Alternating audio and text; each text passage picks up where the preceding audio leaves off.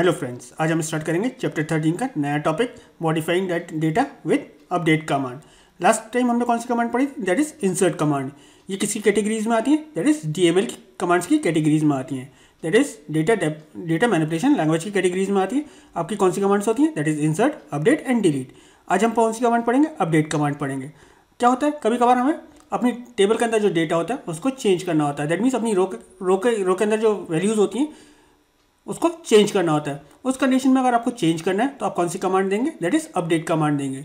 Suppose यहाँ पर देखते हैं, यहाँ पे हमने क्या दे रखा है? Update item set ROL equals to 250। हमने यहाँ पर कोई कंडीशन नहीं दी है। उस कंडीशन में क्या होगा, जो आइटम कॉलम्स होगा, सॉरी जो आइटम्स टेबल होगी उसके अंदर जो ROL कॉलम होगा उसकी सारे फील्ड्स की, दैट मीन्स सारी रोज की जो वैल्यू हो जाएगी वो कितनी हो जाएगी? 250 हो जाएगी। लेकिन फिर अगर आप कंडीशन दे देते हो, यहाँ पर हमने दोबारा क्या कर दे रखी है? कंडीशन दे रखी है। यहाँ पर हमने लिखा है update items, that means items वाली टेबल को अपडेट करेगा। सेट ROL वाले जो कॉलम के अंदर है उसकी वैल्यू क्या कर देगा? 400 कर देगा। किस जगह पर? जहाँ पर ROL की वैल्यू क्या होगी? 300 होगी। दैट मीन्स जिस रो के अंदर ROL की वैल्यू 300 होगी वहाँ पर कितनी हो जाएगी? 400 हो जाएगी। अगर आपको मल्टीपल, ये क्या था, अभी आप सिंगल कॉलम अपडेट कर रहे थे, दैट मीन्स ROL को अपडेट कर रहे थे।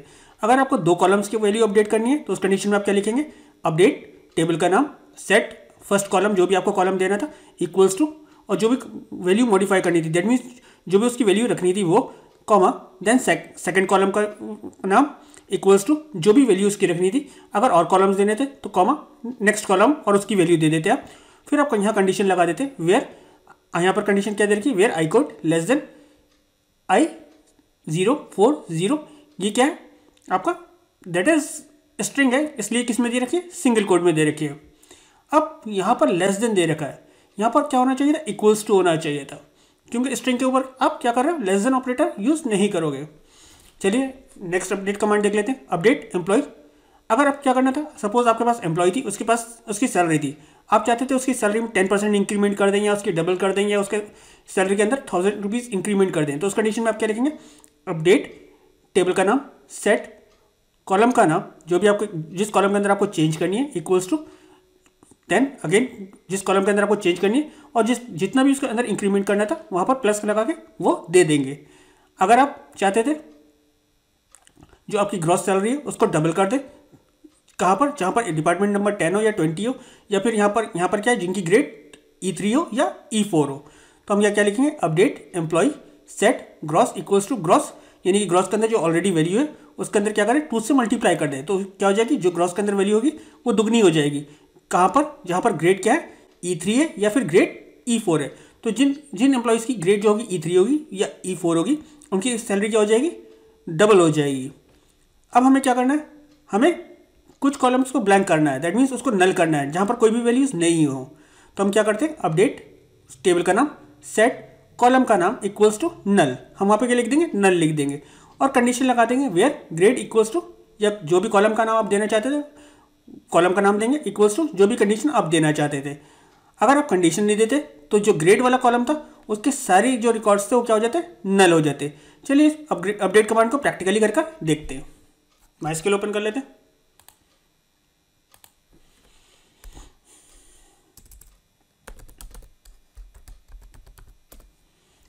हम क्या करते हैं? अपना डेटाबेस के अंदर चले जाते हैं।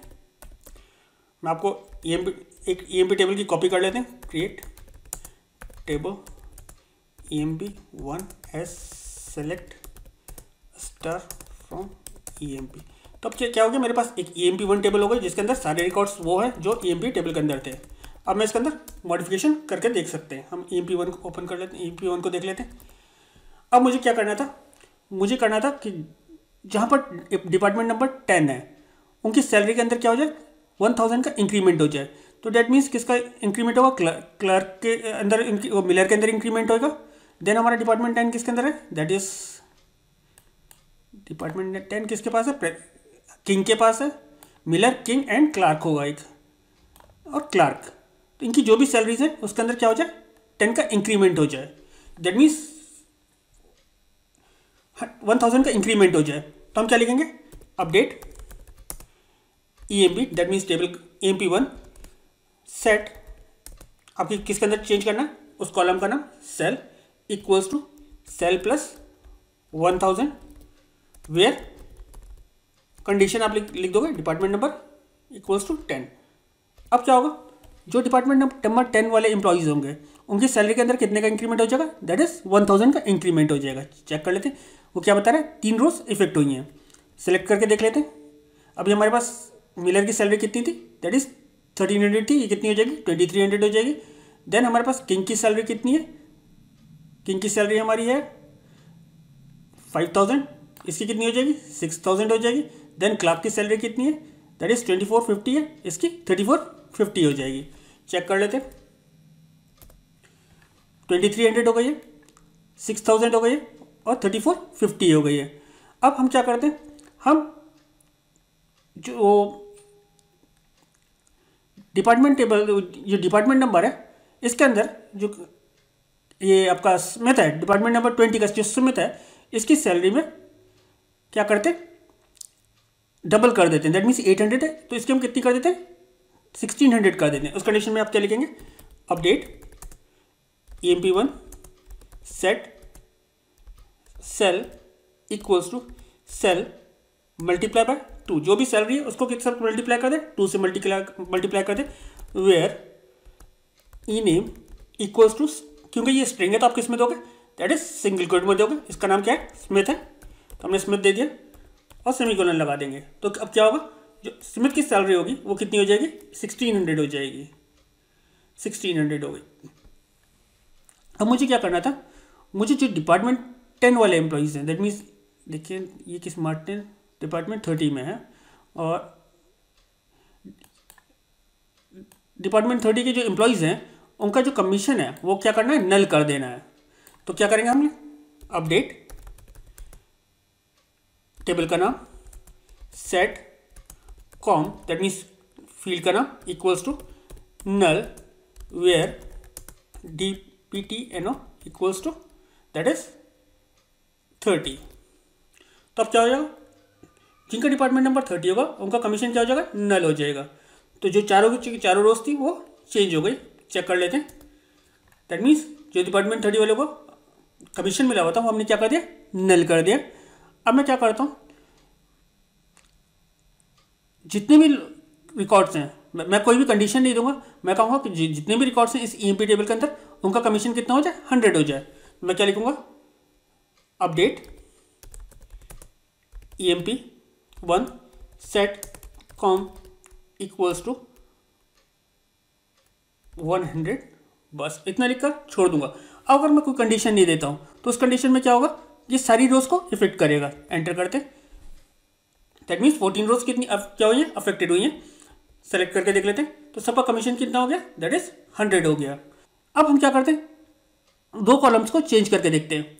हम क्या करते हैं, सैलरी को डबल करते हैं और कमीशन को डबल करते हैं।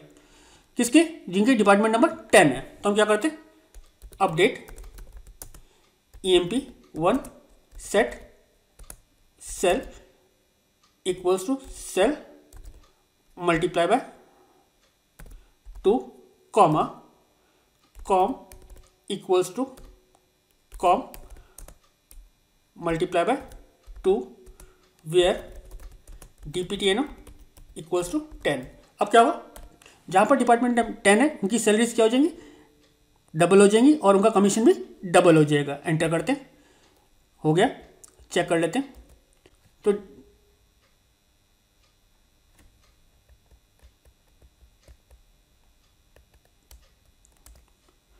हो गया है। यहाँ पर सैलरी कितनी हो गई, कितना हो गया, दैट इज 1600 हो गया। यहाँ पर कितना हो गया, मैंने डिपार्टमेंट नंबर क्या दिया था देख लेते हैं एक बार।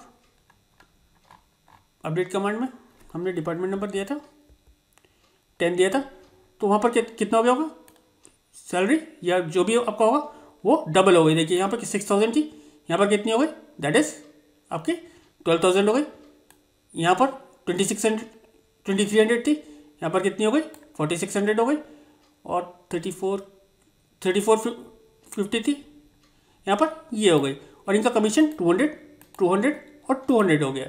उम्मीद करता हूँ आपको अपडेट कमांड क्लियर हो गई होगी। फिर भी अगर कोई डाउट हो तो प्लीज़ कमेंट सेक्शन में लिखिए, मैं कोशिश करूँगा आपके डाउट्स को क्लियर करने की और आपके कमेंट्स का रिप्लाई करने की। Thank you.